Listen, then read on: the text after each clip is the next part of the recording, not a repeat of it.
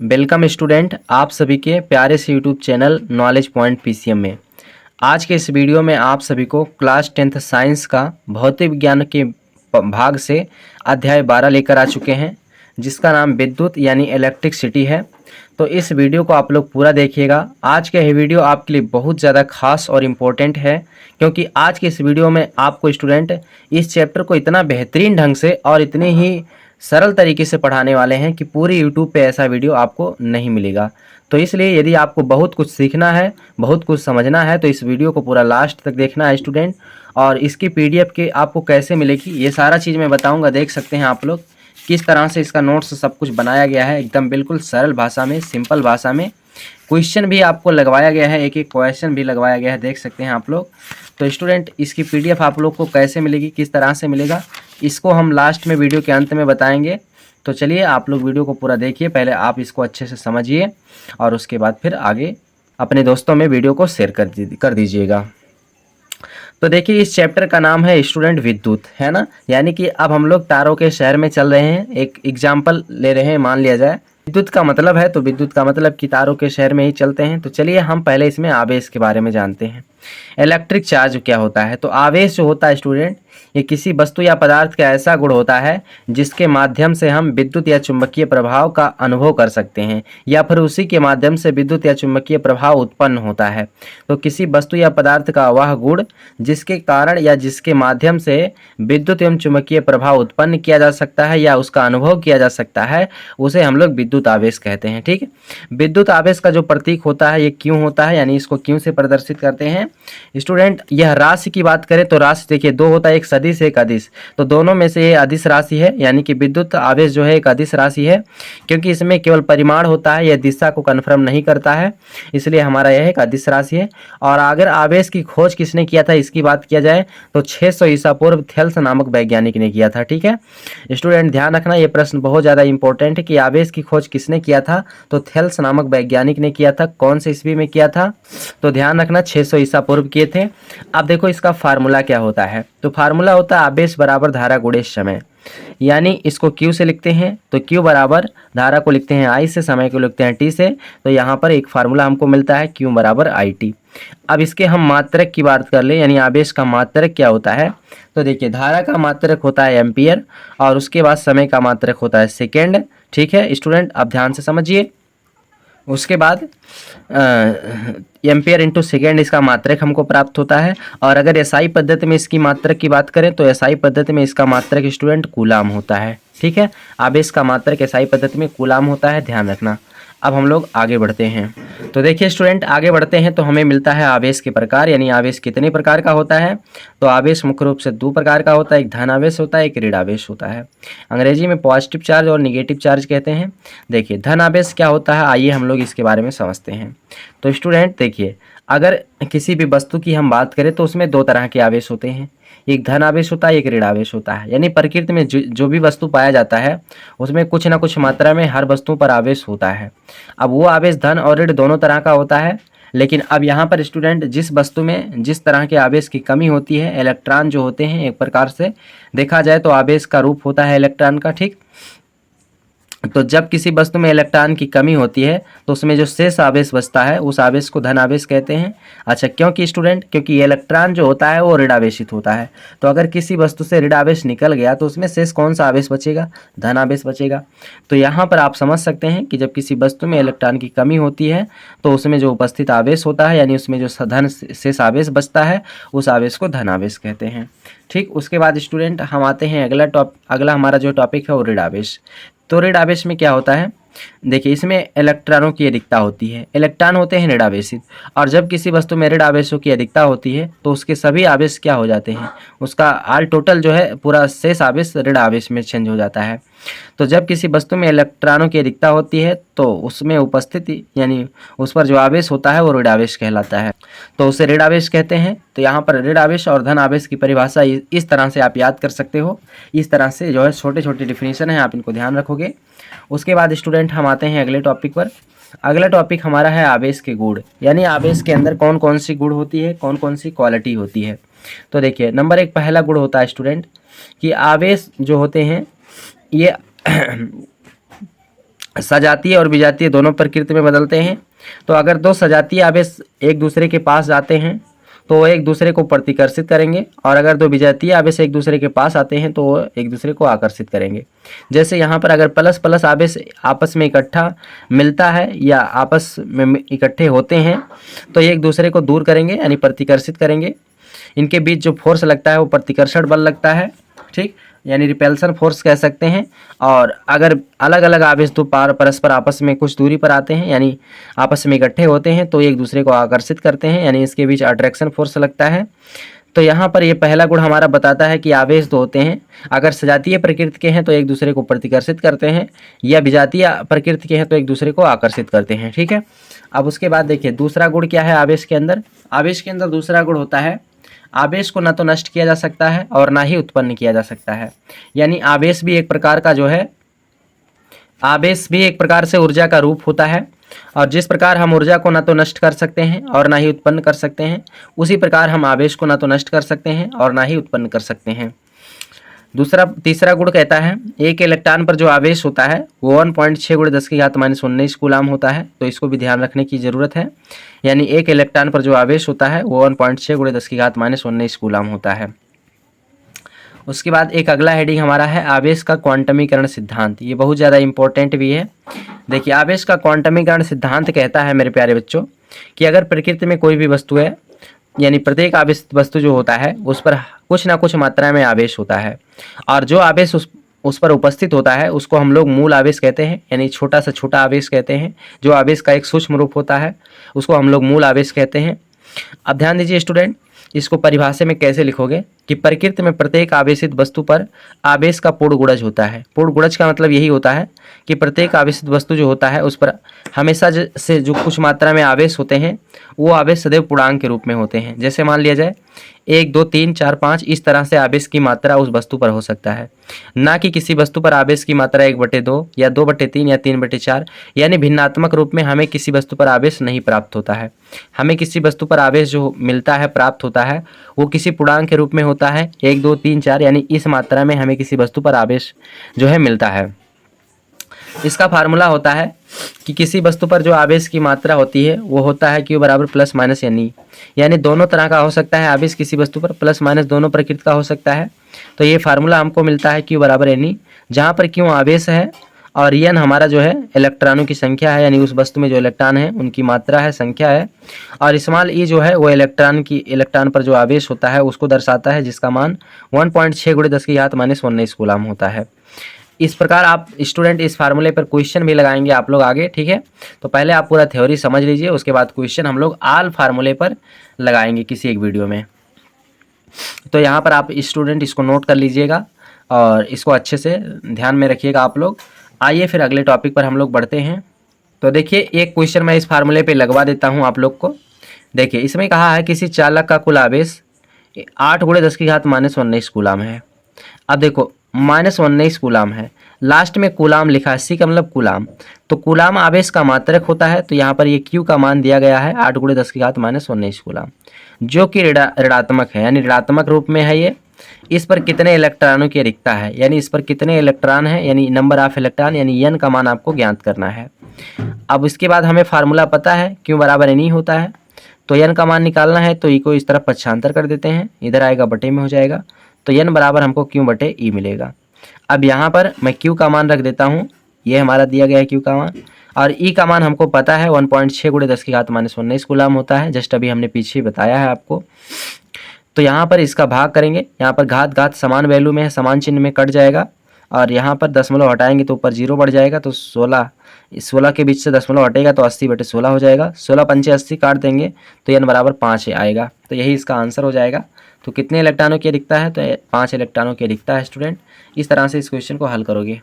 और उसके बाद अगला क्वेश्चन है स्टूडेंट, एक अगला क्वेश्चन है, इसमें कहा है एक विद्युत चालक में 10 एम्पियर की धारा बह रही है। अब 10 एम्पियर लिखा है, तो एम्पियर धारा का मात्रक होता है, तो आई का मान दिया गया है, यानी धारा को आई से लिखते हैं। तो स्टूडेंट आई बराबर 10 एम्पियर दिया गया है।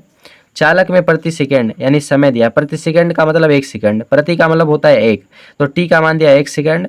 बहने वाले इलेक्ट्रॉनों की संख्या ज्ञात कीजिए, इलेक्ट्रॉनों की संख्या निकालना है, यानी यहाँ पर आपको ज्ञात करना है एन का मान। किसका मान निकालना है स्टूडेंट, ये n का मान आपको निकालना है। तो यहाँ पर फार्मूला आपको पता है Q बराबर होता है यानी, ठीक है। अब यहाँ पर n का मान निकालना है तो हमको E को इस तरफ लाना होगा, तो ये हमारा n बराबर Q/E हो जाएगा। अब यहाँ पर हमको Q का मान नहीं पता है, तो Q का फार्मूला होता है आवेश बराबर धारा गुणे समय। तो Q बराबर I का मान दिया है 10 गुणे T का मान 1 दिया है 1, तो 10 का गुणा 1 में करेंगे तो यहाँ पर Q बराबर 10 कूलाम आ जाएगा। अब Q का मान हमें पता हो गया तो मैं इस मान को ला करके यहाँ पर रख देता हूँ। बटे E का मान आपको पता है इतना होता है 1.6 गुणे 10⁻19। नीचे से दशमलव हटाएंगे तो ऊपर एक जीरो हमारा बढ़ गया तुरंत, तो हमारा 100/16 हो जाएगा। अब 100/16 का स्टूडेंट हम देखिए 100 में 16 से भाग करेंगे तो यहाँ पर, और इस पावर को ऊपर लेकर जाएंगे तो नीचे माइनस में ऊपर जाएगा प्लस में हो जाएगा। फिर स्टूडेंट 100 में 16 से भाग करेंगे तो 6.25 गुणे 10⁻19 ये हमारा आंसर निकल के आएगा। तो ये इसका राइट आंसर हो जाएगा। इस तरह से आप इस प्रश्न को हल करिएगा स्टूडेंट। अब उसके बाद फिर आते हैं हम लोग अगले टॉपिक पर। देखिए हमारा अगला टॉपिक है स्टूडेंट विद्युत परिपथ। देखिए विद्युत परिपथ को हम स्टूडेंट यहाँ पर आपको बता दें कि चाहे ये डेफिनेशन लिख लीजिएगा या फिर हम इसके लिए एक शॉर्ट डेफिनेशन तैयार करके रखे हैं यहाँ पर, इस डेफिनेशन को भी आप लोग लिख सकते हो स्टूडेंट, ठीक है। तो देखिए अगला हेडिंग हमारा है जो विद्युत परिपथ यानी इलेक्ट्रिक सर्किट इसको कहा जाता है। तो विद्युत परिपथ को इलेक्ट्रिक सर्किट कहा जाता है। देखिए परिपथ का मतलब होता है रास्ता, पथ का मतलब होता है रास्ता, और परि का मतलब होता है यहाँ पर स्टूडेंट किसी दूसरे के लिए, परि का मतलब होता है दूसरा, लेकिन यहाँ पर दूसरा नहीं समझना है, यहाँ पर आपको करंट यानी आवेश या विद्युत को समझना है, ठीक है। तो यानी विद्युत धारा का जो प्रवाह होता है यानी उसको चलने के लिए जो रास्ता दिया जाता है उसी को हम लोग विद्युत परिपथ कहते हैं। अब विद्युत परिपथ को कैसे आप लोग परिभाषा में लिखोगे कि विद्युत धारा के प्रवाह के मार्ग को विद्युत परिपथ कहते हैं। अब इस परिपथ में लगातार आवेश जो है बहता रहता है, कंटिन्यू जो है इस पर गति करता रहता है, ये उसको लगातार सतत को प्रदर्शित करता है। तो यहाँ पर परिभाषा केवल आप इतना लिख सकते हैं, एक लाइन का डेफिनेशन है। लेकिन अब स्टूडेंट हमको जानना है कि विद्युत परिपथ में कौन कौन से सामान की ज़रूरत पड़ती है, यानी विद्युत सर्किट को बनाने के लिए कौन कौन से जो है उपकरण की आवश्यकता पड़ती है। तो विद्युत परिपथ में स्टूडेंट सेल की ज़रूरत पड़ती है, स्विच की ज़रूरत पड़ती है, बल्ब की ज़रूरत पड़ती है, अमीटर की ज़रूरत पड़ती है, वोल्ट मीटर की ज़रूरत पड़ती है, तार की ज़रूरत पड़ती है। तो इतने सारे वस्तु को मिला करके एक विद्युत परिपथ बनाया जाता है स्टूडेंट, आप ध्यान दीजिए। तो विद्युत परिपथ में जो है क्या क्या वस्तु लगता है बनाने के लिए यहाँ पर आपने समझ लिया। अब उसके बाद एक हमारा होता है परिपथ आरेख, तो इसको भी समझ लेते हैं। ऐसा आरेख जो परिपथ में लगे उपकरणों व धारा के स्रोत को प्रदर्शित करे विद्युत परिपथ आरेख कहलाता है, ठीक है। यानी ऐसा आरेख या ऐसा परिपथ जो स्टूडेंट उसमें लगे सारे उपकरणों में धारा के स्रोत को प्रदर्शित करता है उसे विद्युत परिपथ कहते हैं या विद्युत आरेख कहते हैं, ठीक है। अब देखो ये हमारा विद्युत आरेख इसी तरह से बनाया जाता है, ऐसे इसी उसका सेटअप किया जाता है, यानी इसी तरह से उसको व्यवस्थित किया जाता है, सेट किया जाता है।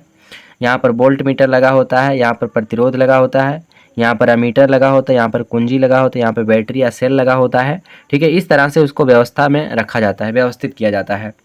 तो यहाँ पर आप इस चित्र को बनाएंगे और यहाँ पर उसकी परिभाषा को भी लिखिएगा और क्या क्या उसके लिए उपकरण होता है उसको भी लिखिएगा।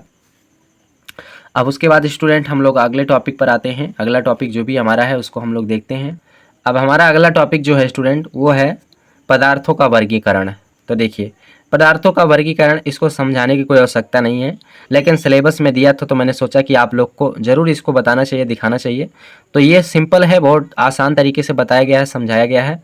इसको आप डायरेक्टली वैसे नोट कर लीजिएगा, एक बार आप इसको पढ़िएगा तो आपको पढ़ते ही याद हो जाएगा और पढ़ते ही आप इस बात को समझ भी जाएंगे। पदार्थों को 3 भागों में बांटा गया है चालक गुणों के आधार पर, ठीक है। तो यहाँ पर तीनों के डेफिनेशन आपको क्रम से दिए गए हैं, इनको आप ऐसे ही नोट कर लीजिएगा और एक बार पढ़िएगा तो आप वैसे भी समझ जाइएगा, ठीक है। बाकी जो चीज़ खास नहीं है मैं उसको सोच रहा हूँ कि आपको ऐसे डायरेक्टली इसको रिवील कर दें। अब हमें जो समझाने की आवश्यकता है बाकी उस चीज़ को तो मैं आपको हर एक चीज़ को डिटेल्स में बताता ही हूँ। अब हमारा जो अगला टॉपिक है वो है विद्युत धारा यानी इलेक्ट्रिक करंट जिसको हम कहते हैं। विद्युत धारा का मतलब होता है जब किसी चालक वस्तु में आवेश गति करते हैं यानी जो करंट बहता है उसी को हम लोग स्टूडेंट विद्युत धारा कहते हैं। यानी किसी चालक में जो करंट होता है वो आवेश प्रवाह करता है, यानी उसमें आवेश गति करता है, और उसी आवेश की गति को हम लोग विद्युत धारा कहते हैं स्टूडेंट। तो अब यहाँ पर आप परिभाषा लिखोगे, किसी चालक में आवेश की प्रवाह दर को विद्युत धारा कहते हैं। इसको आई से प्रदर्शित करते हैं और यह एक अदिश राशि है स्टूडेंट। सारे चीज़ को हमें जानना होता है, क्वेश्चन में कौन सा पॉइंट कहाँ पूछा जाए ये इसकी कोई गारंटी नहीं होती है, इसलिए मैं कोशिश करता हूँ कि उसके बारे में सारी जानकारियाँ आपको दे दिया जाए। तो आप लोग विद्युत धारा के बारे में इस तरह से स्टूडेंट पूरा लिखिएगा। और उसके बाद यहाँ पर अगर हम बात करें इसके फार्मूले की, तो फार्मूला होता है आई बराबर क्यू बटे टी, और यहाँ पर क्यू बराबर होता है यानी अभी जस्ट फार्मूला आपको बताया गया है आवेश का क्वांटमीकरण सिद्धांत में। तो यहाँ पर मैंने इसकी मान को यहाँ पर रख दिया, तो यहाँ पर हमें एक फार्मूला और भी मिल जाएगा यानी बटे टी, इस तरह से भी मिल जाएगा। अब यहाँ पर विद्युत धारा का अगर मात्रक निकाला जाए तो इसके अनुसार आवेश का मात्रक कूलाम, समय का मात्रक सेकंड। तो विद्युत धारा का एक मात्रक कूलाम प्रति सेकंड होता है, और इसका एक अन्य मात्रक यानी एसआई मात्रक की बात करें तो एम्पियर होता है। ठीक है, क्योंकि एम्पियर नामक वैज्ञानिक ने विद्युत धारा के बारे में एनालाइज किया था, इसलिए उसका मात्रक एम्पियर होता है। अब इस फार्मूले पे क्वेश्चन लगाना है, तो क्वेश्चन देखिए आप लोग। फर्स्ट क्वेश्चन है, इसमें बोल रहा है किसी परिपथ में प्रति मिनट यानी टी का मान दिया, समय का मतलब दिया है, प्रति मिनट मतलब टी बराबर 1 मिनट दिया है, और 1 मिनट में 60 सेकंड होता है, हमने इसको सेकंड में बदल लिया। उसके बाद 150 कूलाम आवेश प्रवाहित हो रहा है, यानी 150 कूलाम, आवेश का मात्रक कूलाम होता है, तो यहाँ पर ये क्यू का मान दिया, क्यू बराबर 150 कूलाम। तो कह रहा है परिपथ में प्रवाहित धारा का मान ज्ञात कीजिए। तो धारा का मान ज्ञात करना है तो फार्मूला अभी आपको बताया गया है कि आई बराबर क्यू बटे टी होता है। यहाँ पर स्टूडेंट क्यू का मान जो है 150 दिया है, और उसके बाद टी का मान आपका 60 दिया है। यहाँ पर 0 से 0 कट गया, फिर 15 में 6 से भाग करेंगे तो 2.5 एम्पियर निकल के आएगा, और यही इसका आंसर हो जाएगा। इस प्रकार से आप इस क्वेश्चन को हल कर लीजिएगा। अब उसके बाद हम लोग अगले टॉपिक पर आते हैं स्टूडेंट। अगला टॉपिक जो हमारा है वो विद्युत धारा के प्रकार। तो स्टूडेंट विद्युत धारा दो तरह के होते हैं, एक प्रत्यावर्ती धारा होता है, एक दिष्ट धारा होता है, जिसको अल्टरनेट करंट या डायरेक्ट करंट कहा जाता है। प्रत्यावर्ती धारा हमको बिजली के तार से प्राप्त होता है, यानी जो हमें स्टूडेंट हमारा जो बिजली होता है यानी करंट जो होता है, जहाँ से पावर हाउस से जो हमें करंट मिलती है वो हमारे जो खंभे के तार से मिलती है, उसको हम प्रत्यावर्ती धारा कहते हैं, यानी अल्टरनेट करंट कहते हैं। और दिष्ट धारा का मतलब डायरेक्ट करंट जो होता है, जो हम बैटरी से या सेल से प्राप्त करते हैं, ठीक है, उस करंट को हम लोग दिष्ट धारा करंट कहते हैं, यानी डायरेक्ट करंट कहते हैं स्टूडेंट। तो धारा दो प्रकार के होते हैं, इनको आप लोग ध्यान रखना, नोट कर लीजिएगा। इसकी परिभाषा जानने की कोई आवश्यकता नहीं, क्योंकि ये सिलेबस में आगे आपको पढ़ना पड़ेगा कक्षा 12 में, ठीक है। आप केवल इतना ही जानिए बस। अब उसके बाद फिर स्टूडेंट हम लोग अगले टॉपिक पर आते हैं। अगला टॉपिक हमारा है 1 एम्पियर की परिभाषा। तो आइए हम लोग 1 एम्पियर की परिभाषा को समझते हैं स्टूडेंट। 1 एम्पियर क्या होता है? तो देखिए, जब स्टूडेंट किसी चालक में 1 सेकंड में 1 कूलाम आवेश प्रवाहित होता है, तो चालक में प्रवाहित होने वाली धारा 1 एम्पियर कहलाती है। यानी 1 सेकंड में एक कूलाम आवेश किसी चालक में प्रवाहित हो रहा है, तो उसमें प्रवाहित होने वाली धारा जो है 1 एम्पियर कहलाएगी। अब इनको आप कैसे जो है एनालाइज करोगे, तो यहाँ पर फार्मूला होता है आई बराबर क्यू अपॉन टी। अब यहाँ पर देखो, यदि क्यू का मान 1 कूलाम हो, टी बराबर 1 सेकंड लिया गया हो, तो यहाँ पर इनका मान रख दो 1 कूलाम बटे 1 सेकंड। यहाँ पर एक कट जाए, 1 और कूलाम प्रति बटे सेकंड हमारा एम्पियर का रूप लेगा, तो ये हमारा 1 एम्पियर कहलाएगा, ठीक है। इस तरह से आप विद्युत धारा के मात्रक की परिभाषा लिख सकते हो, यानी एम्पियर की परिभाषा लिख सकते हो। और ये वाला क्वेश्चन बहुत ज़्यादा इंपॉर्टेंट है, ध्यान रखना स्टूडेंट। उसके बाद फिर हम लोग अगले टॉपिक पर आते हैं। अगला टॉपिक हमारा है विद्युत विभव, इलेक्ट्रिक पोटेंशियल जिसको कहा जाता है। तो फिर आइए अगले टॉपिक के बारे में हम लोग समझते हैं अब विद्युत विभव के बारे में। देखिए, विद्युत विभव का मतलब होता है कि जब हम किसी आवेश को विद्युत क्षेत्र के अंदर एक जगह से दूसरी जगह तक ले जाते हैं, तो जो कार्य किया जाता है, जो कार्य खर्च होता है, उसी को हम विद्युत विभव कहते हैं, ठीक, जिसको एक प्रकार से वोल्टेज का नाम दिया जा सकता है। देखिए, जैसे मान लिया जाए कि यहाँ पर एक कोई वस्तु है, और इस वस्तु को यहाँ से उठा करके दूसरी जगह पर जब आप ले जाएंगे, तो यानी इस वस्तु को यहाँ से यहाँ तक लाने में जो हमें कार्य करना पड़ता है, उसी कार्य को हम विद्युत विभव कहते हैं। तो वैसे आवेश होता है, आवेश को हमें एक जगह से दूसरी जगह तक ले जाना पड़ता है, और उसको ले जाने में मदद कौन करता है? वोल्टेज, यानी उसको ले जाने में, आगे बढ़ाने में मदद करता है वोल्टेज, जिसको हम लोग विद्युत विभव कह सकते हैं एक प्रकार से। तो यहाँ पर स्टूडेंट इसकी परिभाषा आप लोग लिखोगे कि किसी एकांक धन परीक्षण आवेश को अनंत से विद्युत क्षेत्र के अंदर किसी एक बिंदु तक लाने में किए गए कार्य को विद्युत विभव कहते हैं। इससे भी से प्रदर्शित करते हैं, और यह भी एक अदिश राशि है, क्योंकि इसमें परिमाण होता है, दिशा नहीं होता है। अब इसकी मात्रक की बात करें तो इसका मात्रक होता है जूल प्रति कूलाम या वोल्ट होता है, ठीक है, दोनों इसका मात्रक होता है, ध्यान रखिएगा आप लोग। अब उसके बाद हमने विद्युत विभव को जान लिया। अब विद्युत विभव के बाद हमारा अगला हेडिंग है विद्युत विभवांतर। अच्छा, एक बात तो हमने बताया नहीं स्टूडेंट विद्युत विभव में कि यहाँ पर आवेश को जो है कहाँ से कहाँ तक लाया जाता है। तो देखिए विद्युत विभव में क्या होता है, आवेश को अनंत से लेकर आया जाता है, अनंत से यानी विद्युत क्षेत्र के अंदर लेकर जाया जाता है। तो जो कार्य करना पड़ता है यानी आवेश को अनंत से विद्युत क्षेत्र के अंदर लाने में जो कार्य करना पड़ता है उसी को विद्युत विभव कहा जाता है। अब इसमें विद्युत विभवांतर, देखिए दोनों का परिभाषा लगभग सेम है लेकिन थोड़ा सा अंतर है, थोड़ा सा। अब थोड़ा सा अंतर हम जान लेते हैं कि विभवांतर में आवेश को कहाँ से लाया जाता है। तो इसमें आवेश को किसी भी एक जगह से दूसरे जगह पर कर दिया जाए, विद्युत क्षेत्र के अंदर आवेश को एक जगह से दूसरे जगह पर कहीं भी कर दिया जाए तो उसी को हम लोग विद्युत विभवांतर कहते हैं। देखिए विद्युत विभव में क्या होता है, आवेश को अनंत से विद्युत क्षेत्र के अंदर लाया जाता है, तो जो काम किया जाता है उसी काम को हम लोग विद्युत विभव कहते हैं। लेकिन इसमें आवेश को विद्युत क्षेत्र के अंदर एक जगह से दूसरे जगह पर कर दिया जाए तो जो कार्य करना पड़ेगा एक जगह से दूसरे जगह तक ले जाने में, उस कार्य को हम विद्युत विभवांतर कहते हैं। इसको भी से लिखते हैं, यह भी एक अदिश राशि है। फार्मूला होता है V बराबर W/Q। मात्रक निकालेंगे तो जूल, यहाँ पर कार्य का मात्रक जूल, आवेश का मात्रक कूलाम, जूल प्रति कूलाम या फिर वोल्ट होता है, दोनों इसके मात्रक होते हैं, ध्यान रखिएगा। अब इस पर एक क्वेश्चन लगा लिया जाए। तो क्वेश्चन है स्टूडेंट 0.5 कूलाम आवेश को एक बिंदु से दूसरे बिंदु तक ले जाने में 10 जूल कार्य किया जाता है। तो देखिए 10 जूल दिया है यानी ये कार्य का मान दिया है, कार्य का मात्रक जूल होता है, तो W बराबर दिया है 10 जूल, कार्य को W से लिखते हैं। तो दोनों बिंदुओं के बीच विभवांतर ज्ञात कीजिए, यानी V का मान निकालना है। तो यहाँ पर V का मान निकालना है, प्रश्नवाचक लगा दिया, और Q का मान 0.5 कूलाम दिया गया है, इसको भी मैंने लिख दिया।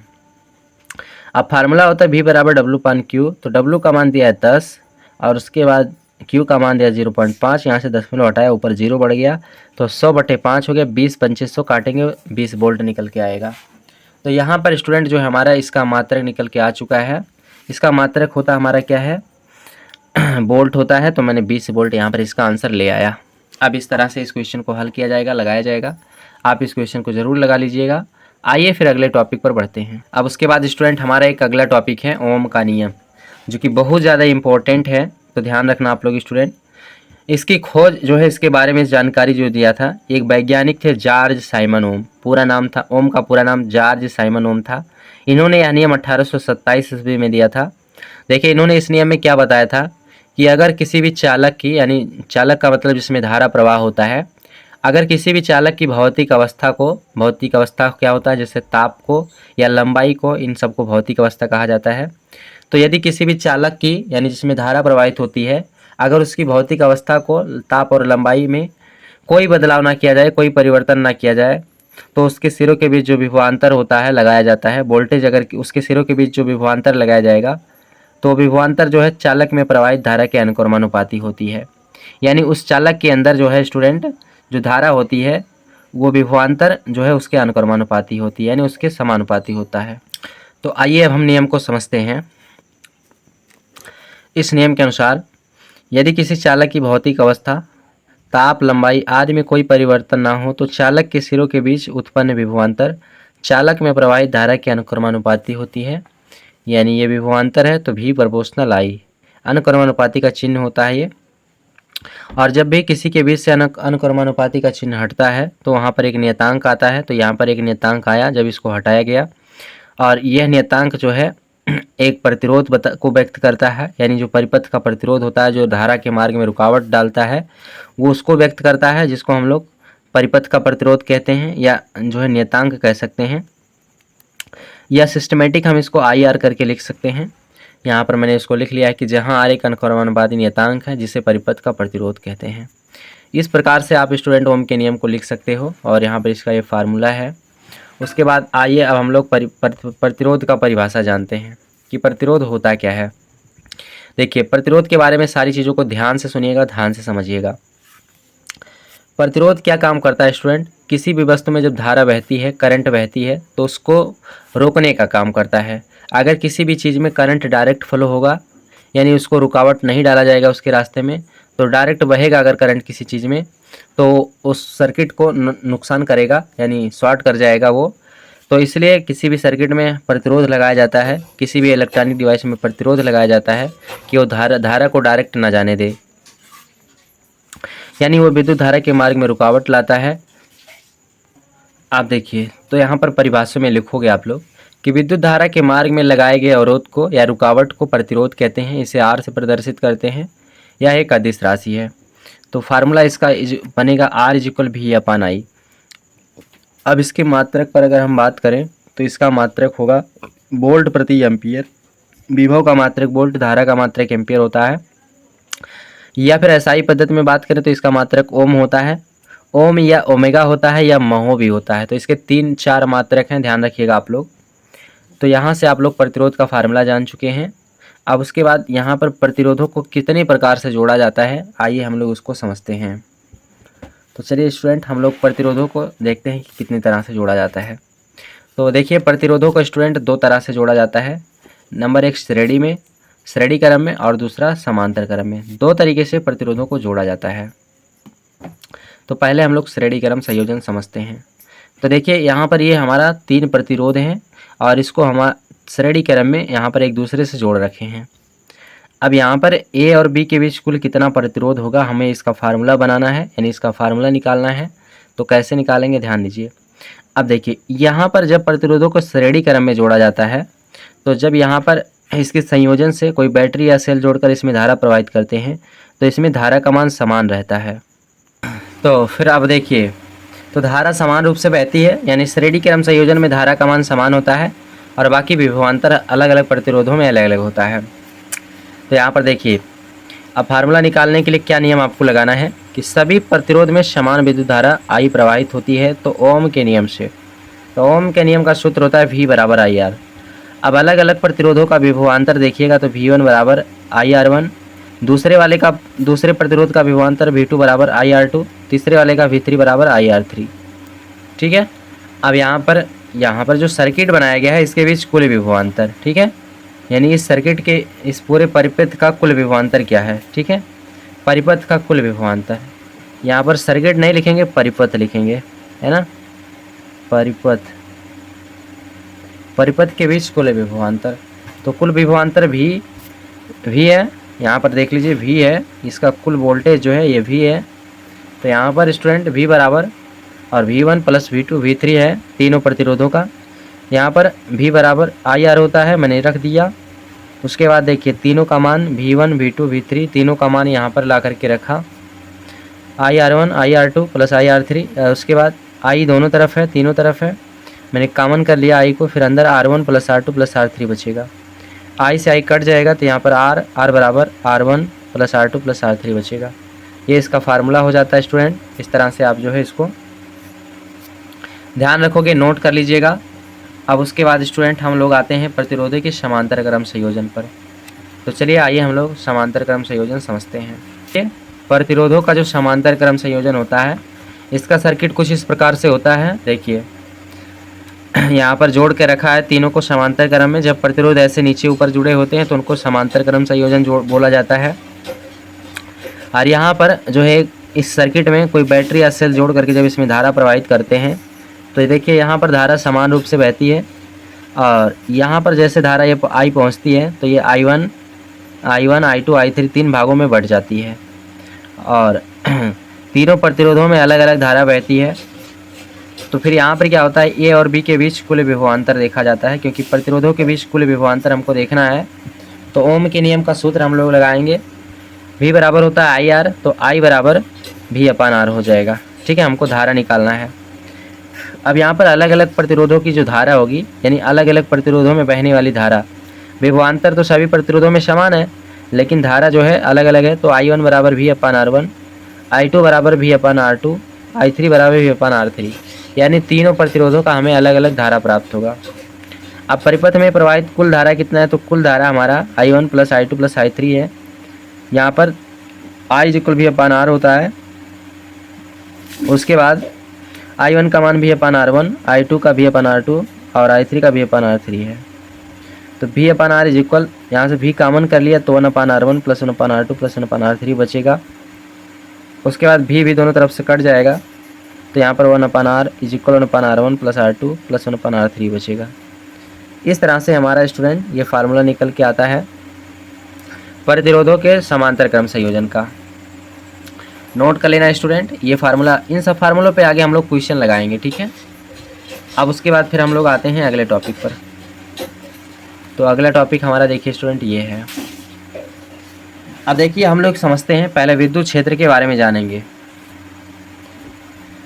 जिसको हम अंग्रेजी में इलेक्ट्रिक फील्ड कहते हैं, ठीक है। इसको नोट कर लेना, ELECTRIC electric FIELD electric field. तो देखिए किसी आवेश के चारों तरफ का जो क्षेत्र होता है, एरिया होता है, उसी एरिया को हम विद्युत क्षेत्र कहते हैं। तो परिभाषा में सिंपल सा आप लिख दो कि किसी आवेश के चारों तरफ के क्षेत्र को विद्युत क्षेत्र कहते हैं। जैसे सपोज दैट ये कोई एक चुंबक मान लो, तो चुंबक के चारों तरफ का क्षेत्र चुंबकीय क्षेत्र हो गया, यानी जहाँ तक चुंबक किसी वस्तु को अपनी तरफ आकर्षित कर सकता है वहाँ तक के क्षेत्र को चुंबकीय क्षेत्र कहा जाएगा। उसी प्रकार किसी आवेश के चारों तरफ का क्षेत्र होता है जहाँ तक हम उसके विद्युत प्रभाव का अनुभव कर सकते हैं, उसके चारों तरफ के क्षेत्र को हम लोग विद्युत क्षेत्र कहते हैं। विद्युत क्षेत्र की दिशा जो होती है वो प्लस से माइनस की ओर होती है, क्योंकि विद्युत बल रेखाएँ जो होती हैं स्टूडेंट, विद्युत बल रेखाएँ जो होती हैं वो प्लस आवेश से निकलती हैं। प्लस आवेश से क्या होती हैं, निकलती हैं इस तरह से, और ऋण आवेश में समाप्त होती हैं। ऋण आवेश में क्या होती हैं स्टूडेंट, समाप्त होती हैं। तो ध्यान रखिएगा, तो यहाँ पर जिस आवेश से निकलती हैं तो प्लस से माइनस की तरफ होती है इसकी दिशा। अब उसके बाद एक अगला हेडिंग है विद्युत क्षेत्र की तीव्रता। तो विद्युत क्षेत्र की तीव्रता क्या होता है, तो यदि हम किसी विद्युत क्षेत्र के अंदर किसी आवेश को लेकर जाते हैं या किसी आवेश को प्रवाहित किया जाता है विद्युत क्षेत्र में, तो उस आवेश पर एक बल काम करता है, उसी बल को हम विद्युत क्षेत्र की तीव्रता कहते हैं। परिभाषा में आपको लिखना है कि विद्युत क्षेत्र में किसी धन परीक्षण आवेश पर लगने वाले बल को विद्युत क्षेत्र की तीव्रता कहते हैं। इसे ई से प्रदर्शित करते हैं, या एक सदिश राशि है। इसका फार्मूला होता है E इज इक्वल F/Q। परीक्षण आवेश है तो इसलिए Q या Q0 लिख सकते हैं। इसका मात्रक न्यूटन प्रति कूलाम होता है, बल का मात्रक न्यूटन, आवेश का मात्रक कूलाम होता है। और इसका एक फार्मूला और होता है V/L या V/D। तो इसका एक मात्रक और भी प्राप्त होगा। विभव का मात्रक V का मतलब विभव होता है, विभव का मात्रक वोल्ट, और L का मतलब लंबाई या D का मतलब डिस्टेंस।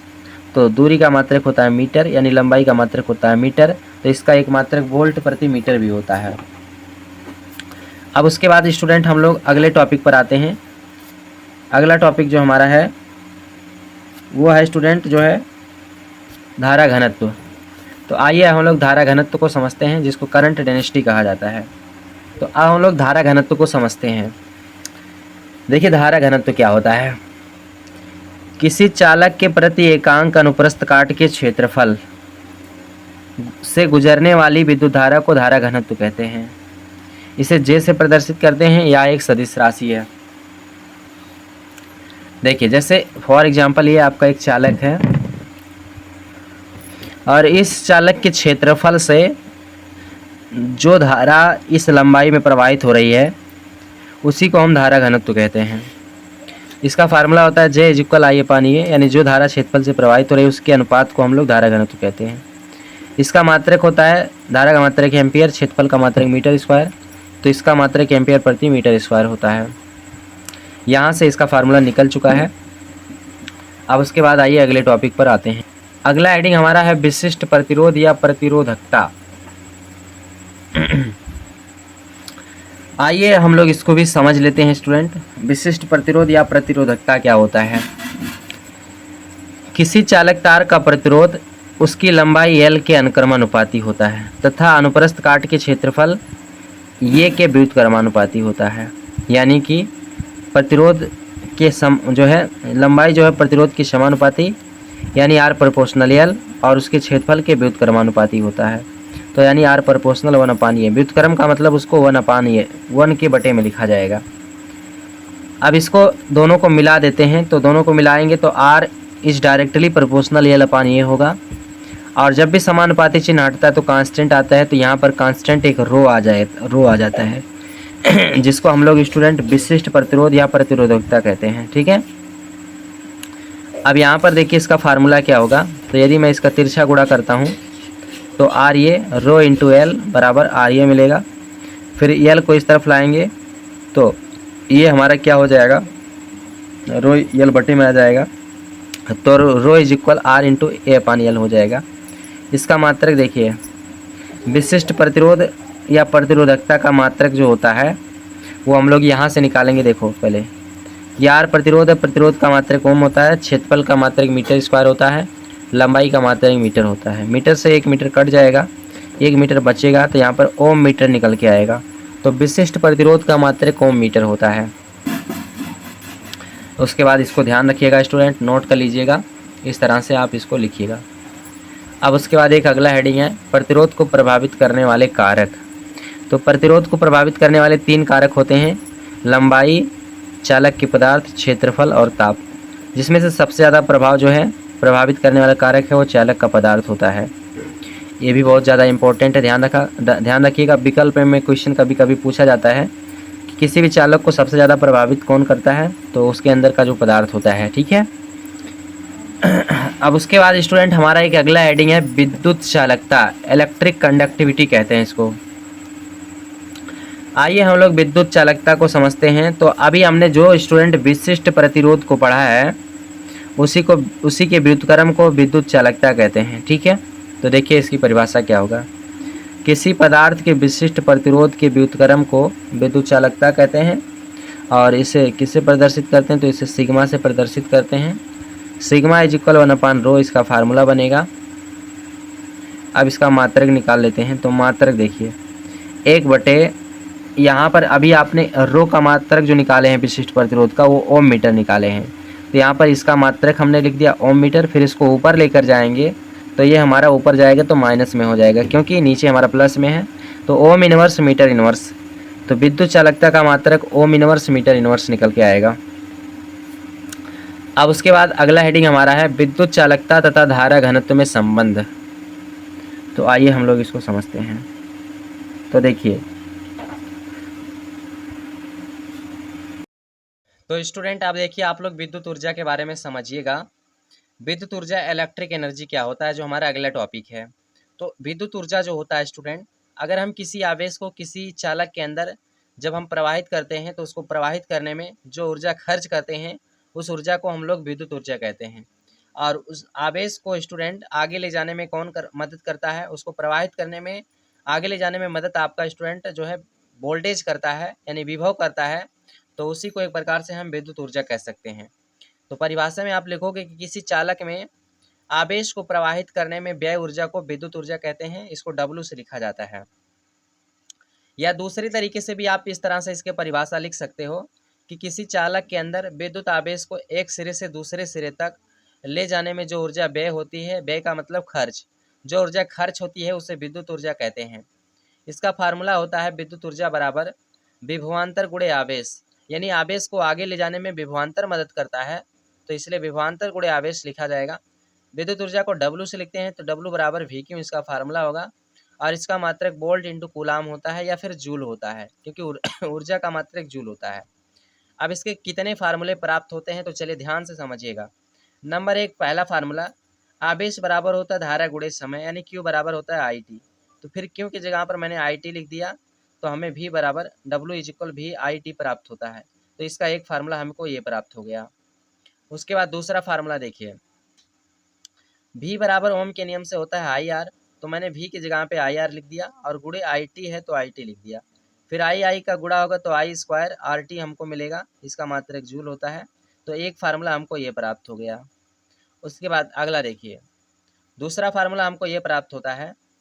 देखिए W बराबर ओम के नियम से I इज इक्वल V/R भी हो जाएगा, क्योंकि V बराबर IR होता है तो I इज इक्वल V/R हो जाएगा। तो फिर मैं यहाँ पे I की जगह पे V/R को लिख देता हूँ, फिर इसका स्क्वायर कर दिया। RT है तो RT यहाँ पर मैंने लिख दिया। फिर उसके बाद अब यहाँ पर I का मान देखिए, I बराबर V/R होता है तो I की जगह पे हमने V/R लिख दिया, फिर इसका स्क्वायर है तो स्क्वायर कर दिया। RT है RT यहाँ पर लिख दिया। उसके बाद देखिए, अब उसके बाद फिर क्या करेंगे, यहाँ पर इसको हम अलग अलग लिखेंगे तो V स्क्वायर अलग हो जाएगा, R स्क्वायर अलग हो जाएगा, RT अलग हो जाएगा, R से R कैंसिल हो जाएगा। तो यहाँ पर स्टूडेंट आपको मिलेगा W is equal V square into T। इसका मात्रक जूल हो जाएगा। तो यहाँ पर विद्युत ऊर्जा के 4 फार्मूले आपको प्राप्त होते हैं, एक ये और एक ये और एक ये आपको यहाँ पर और एक ये। हमें स्टूडेंट 4 फार्मूले यहाँ पर इसके प्राप्त होते हैं। चारों फार्मूले को हम ध्यान रखेंगे क्योंकि आगे हम लोग को क्वेश्चन लगाना है इस पर।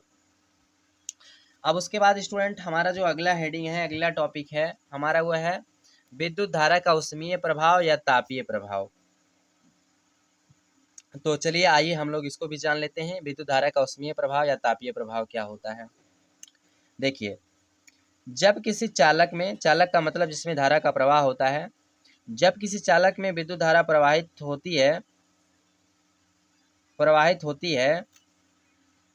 होती है तो उस चालक का ताप बढ़ने लगता है और वह धीरे धीरे गर्म होने लगती है। इस घटना को विद्युत धारा का ऊष्मीय प्रभाव या तापीय प्रभाव कहा जाता है। ठीक, जैसा कि आप इस चीज़ को महसूस कर सकते हो स्टूडेंट कि जब किसी भी चालक के अंदर यानी किसी पदार्थ के अंदर करंट प्रवाहित किया जाता है तो वह धीरे धीरे गर्म होने लगता है, यानी उसमें ऊष्मा जाने लगती है, ताप जाने लगता है। तो उस ताप की वजह से वो जो है गर्म हो जाता है और इसी घटना को हम लोग विद्युत धारा का ऊष्मीय प्रभाव कहते हैं। ध्यान दीजिएगा, इसका फार्मूला होता है, देखिए, 1 कैलोरी ऊष्मा बराबर होता है 4.18 जूल होता है। अब इसमें हम अगर इसी से भाग कर देते हैं इस वैल्यू से, तो हमें जो है कितना ऊष्मा मिलता है किसी चालक के अंदर धारा प्रवाहित करने से, ये हमें मिल जाएगा। तो देखिए, पहला फार्मूला हमें जो विद्युत ऊर्जा बराबर W is equal we Q प्राप्त हुआ था, तो यहाँ पर हम अब डब्ल्यू की जगह पे एच लिखेंगे क्योंकि उसमें जो हमारा स्टूडेंट ऊर्जा खर्च होता है, उस ऊर्जा में अगर हम इससे भाग करेंगे तो वो ऊर्जा हमारा ऊष्मा का मान देगा, ऊष्मा के रूप में प्राप्त होगा। तो ऊष्मा को एच हीट से लिखते हैं, यानी एच से हीट माने ऊष्मा होता है। तो वी क्यू पहला फार्मूला प्राप्त होता है, वी क्यू में 4.8 से भाग करेंगे तो ये हमें एक मान ये भी प्राप्त होगा, इसमें भी 4.18 से भाग करेंगे तो ये भी प्राप्त होगा। यानी जितना भी फार्मूला हमको प्राप्त हुआ था सब में हम 4.18 से भाग करेंगे तो फिर हमें जो मान मिलेगा वो हमें ऊष्मा का मान मिलेगा। ठीक है स्टूडेंट, इस तरह से आप लोग जो है विद्युत धारा के ऊष्मीय प्रभाव या तापीय प्रभाव में लिख सकते हो। अब उसके बाद इस वीडियो का हमारा लास्ट हेडिंग है स्टूडेंट, विद्युत शक्ति, इलेक्ट्रिक पावर जिसको कहते हैं। देखिए, विद्युत शक्ति क्या होता है, तो किसी परिपथ में स्टूडेंट, किसी सर्किट में जो ऊर्जा हम खर्च करते हैं उस ऊर्जा की दर को हम लोग कहते हैं विद्युत शक्ति। यानी किसी विद्युत परिपथ में विद्युत ऊर्जा के व्यय होने की जो दर होती है उस दर को हम लोग क्या कहते हैं स्टूडेंट, विद्युत शक्ति कहते हैं। इसको P से प्रदर्शित करते हैं। ठीक है, और यह एक अदिश राशि है। फार्मूला होता है P बराबर W/T, यानी कि W का मतलब ऊर्जा, विद्युत ऊर्जा जो होता है, और T का मतलब समय या दर होता है, जितने समय में खर्च होती है। देखिए स्टूडेंट, 1 HP का मान होता है, यानी 1 हॉर्स पावर बराबर होता है, 1 अश्वशक्ति बराबर होता है 746 वाट। इस मान को ध्यान रखिएगा, आगे अभी काम आएगा। अब इसके कितने फार्मूले बनते हैं, चलिए हम लोग फार्मूले को निकालते हैं। तो पहला फार्मूला हमें को P बराबर W/T प्राप्त हुआ है। अब हमें W का जितना भी फार्मूला प्राप्त हुआ है विद्युत ऊर्जा का, हम सारे फार्मूले को इसमें रखते जाएंगे। तो पहला W बराबर VIT प्राप्त हुआ था, फिर इसको यहाँ पर ला करके रखेंगे VIT, तो T से T कैंसिल हो जाएगा, तो P इज इक्वल VI प्राप्त होगा। तो एक फार्मूला हमको ये प्राप्त होता है। उसके बाद अगला फार्मूला स्टूडेंट ध्यान दो, P बराबर W/T। दूसरा फार्मूला हमको I²RT प्राप्त हुआ था विद्युत ऊर्जा का, फिर इस फार्मूले को यहाँ पे ला कर रखेंगे तो I²RT/T, T से T कैंसिल हो जाएगा, तो हमको I²R प्राप्त होगा। क्या मिलेगा, I²R प्राप्त होगा। और सबका मात्रक वाट, यानी अश्वशक्ति का मात्रक, विद्युत शक्ति का मात्रक वाट होता है, तो वाट लिखते जाइएगा। उसके बाद अगला फार्मूला हमको W इज इक्वल V²T/R प्राप्त हुआ था। फिर P बराबर W/T की जगह पे W की जगह पे V²T/R रखेंगे, यहाँ पर V²T/R/T, तो T से T कैंसिल हो जाएगा, तो P इज इक्वल V²/R। एक फार्मूला हमको ये भी प्राप्त होता है इसका। इस तरह से, इस प्रकार से स्टूडेंट हम लोग विद्युत शक्ति के इतने फार्मूले नोट कर सकते हैं, इतने फार्मूले निकाल सकते हैं। आशा करते हैं आपको ये सारे फार्मूले समझ में आ गए होंगे स्टूडेंट। इस तरह से आप लोग सारे फार्मूले को नोट कर लीजिएगा। और स्टूडेंट, ये वीडियो हमारा यहीं पर समाप्त होता है। आशा करते हैं आपको हमारे वीडियो से बहुत कुछ लाभ मिला होगा और बस बहुत कुछ सीखने को मिला होगा। तो आज की वीडियो को यहीं पर समाप्त करते हैं, फिर मिलते हैं जल्द ही अगली वीडियो के साथ। यानी अगला चैप्टर जो है आपका विद्युत धारा का जो चुंबकीय प्रभाव है उसके बारे में, उस चैप्टर को लेकर जल्द आने वाले हैं। तो इस वीडियो को आप लोग अपने सभी दोस्तों के पास शेयर कर देना, और वीडियो से अगर लाभ हुआ है तो वीडियो को लाइक कर दीजिएगा। चैनल पर पहली बार हैं तो चैनल को सब्सक्राइब कर लीजिएगा। बस आपको जल्द से ही जल्द अनसॉल्व की वीडियो मिलने वाली है। तो आज की वीडियो में यहीं तक, मिलते हैं, तब तक के लिए जय हिंद, वंदे मातरम।